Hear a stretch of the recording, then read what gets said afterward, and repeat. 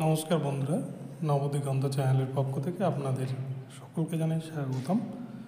তো বন্ধুরা, এই মুহূর্তে আমি আপনাদেরকে একটি গুরুত্বপূর্ণ আপডেট শেয়ার করতে চলেছি। মাদ্রাসা সার্ভিস কমিশনের সদ্য হয়ে যাওয়া রবিবারের দিন যে পরীক্ষা হয়ে গেল, সেই পরীক্ষা নিয়ে কিন্তু বেশ কিছু আবারও প্রশ্নের সম্মুখীন হতে হচ্ছে মাদ্রাসা সার্ভিস কমিশনকে। তো ঠিক এরকমই আবারও একটি বড়সড় দুর্নীতির হদিশ কিন্তু মাদ্রাসা সার্ভিস কমিশনের পরীক্ষা নিয়ে। পরীক্ষা কেন্দ্রে একটি ঘটনা নিয়ে কিন্তু প্রশ্নের মুখে ফেলেছে মাদ্রাসা সার্ভিস কমিশনের এই পরীক্ষা পদ্ধতিকে। তো চলুন আমরা সম্পূর্ণ বিষয়টি স্কিপ না করে প্রথম থেকে শেষ পর্যন্ত বিস্তারিত দেখে নিই। এই ভিডিওর মাধ্যমে আপনারা অনেক অজানা তথ্য পেয়ে যাবেন। তবে তার আগে বলে রাখি, যারা প্রথমবার আমার চ্যানেলে এসেছেন আপনারা অবশ্যই আমার চ্যানেলটিকে সাবস্ক্রাইব করে দেবেন। তো চলুন বন্ধুরা, আমরা এবারে এই ভিডিওটি বিস্তারিত জেনে নিই। তো বন্ধুরা, আপনারা একটা পেপার কাটিং দেখতে পাচ্ছেন যে মাদ্রাসা নিয়োগ পরীক্ষায় সাহায্য শিক্ষকের স্ত্রীকে। এই ঘটনাটি ঘটেছে চাপড়ার ইসলামগঞ্জ হাই মাদ্রাসার একটি ঘটনা। চাপড়ার ইসলামগঞ্জ হাই মাদ্রাসায় রীতিমতো 800 পরীক্ষার্থীর পরীক্ষা ছিল এই গত রবিবার 3 তারিখে। এই পরীক্ষার দিনে প্রথম শিফটের যে পরীক্ষা চলছিল, অর্থাৎ 10:30 থেকে 12টা, সেই সময় পরীক্ষার্থীরা তারা লক্ষ্য করেন যে তারা নির্ধারিত আসনে বসলেও একজন মহিলা পরীক্ষার্থী তিনি কিন্তু লাস্ট বেঞ্চে গিয়ে বসেন, যেখানে কিন্তু কোনো রোলের যে টিকিট, সেই টিকিট কিন্তু সাঁটা ছিল না। তাই পরীক্ষার্থীদের প্রথমের দিকে কোনো সন্দেহ না হলেও পরীক্ষাটি 1 ঘন্টা পার হয়ে যাওয়ার পর ঠিক পরীক্ষা শেষ হওয়ার আধ ঘন্টা আগেই তার আসল রূপ বেরোয়।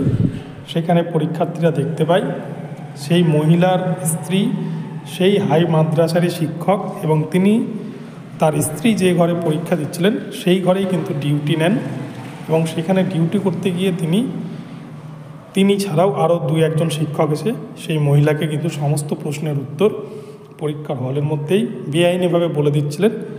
আর এই ঘটনা নিয়ে কিন্তু পরীক্ষার্থীরা রীতিমতো শোরগোল ফেলে দেয়। তারা কিন্তু প্রতিবাদ করে, কিন্তু প্রতিবাদ করলেও তারা কিন্তু যারা ইনভিজিলেটর ছিলেন তারা ধমক দিয়ে এবং তাদের সাথে পরীক্ষার্থীদের সাথে অভব্য আচরণ করে তাদেরকে চুপ করিয়ে দেন।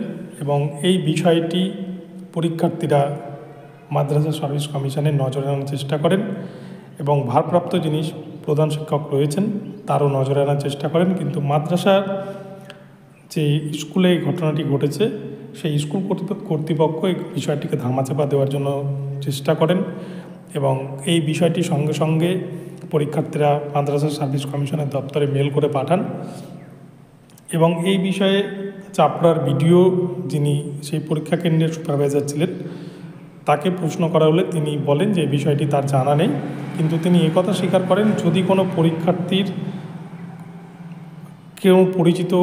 কেউ হাজব্যান্ড হোক বা যে কোনো পরিচিত কেউ সেই পরীক্ষা কেন্দ্রে যদি শিক্ষকতা করেন বা ইনভিজিলেটর হন, তাহলে তাকে কিন্তু সেই দায়িত্ব থেকে অব্যাহতি দেওয়া হয়, তাকে সেই দায়িত্বে রাখা হয় না। তাই তিনি বলেন, সেখানকার ভিডিও বলেন যে এই বিষয়টি যদি সত্যি ঘটে থাকে তাহলে এটি কিন্তু একটি নিন্দনীয় ঘটনা এবং এটি একটি অপরাধ। তো এই বিষয়টি তিনি খতিয়ে দেখার চেষ্টা করছেন, তিনি প্রশাসনকে দায়িত্ব দিয়েছেন বিষয়টি খতিয়ে দেখার জন্য। এবং অপরপক্ষে মাদ্রাসা সার্ভিস কমিশনের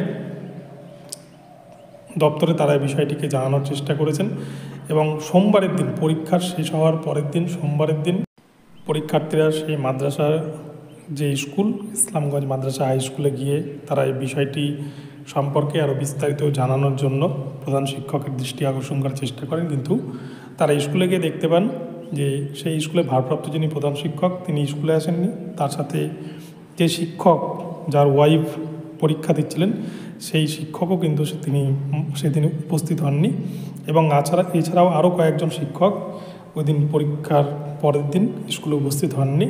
তাই এই নিয়ে কিন্তু রীতিমতো শোরগোল পড়ে গিয়েছে এবং বিষয়টি তদন্তের পর্যায়ে রয়েছে। তো এই বিষয়টি পেপার কাটিংয়ে আপনারা দেখতে পেলেন, পেপারে কিন্তু বেরিয়েছে। তাই এটা কিছুটা হলেও কিন্তু মাদ্রাসা সার্ভিস কমিশনকে হয়তো একটু অস্বস্তিতে ফেলতে পারে। তো বন্ধুরা, এখন আপডেটটি এখানেই রইল। এই আপডেটটি আপনাদের জানালাম। ভিডিওটি ভালো লাগলে চ্যানেলটিকে সাবস্ক্রাইব করে দেবেন, আর প্রতিনিয়ত নতুন নতুন আপডেট দিতে অবশ্যই চ্যানেলটিকে ফলো করতে থাকবেন। ধন্যবাদ। পরবর্তী নতুন আপডেট নিয়ে আসছি আবার।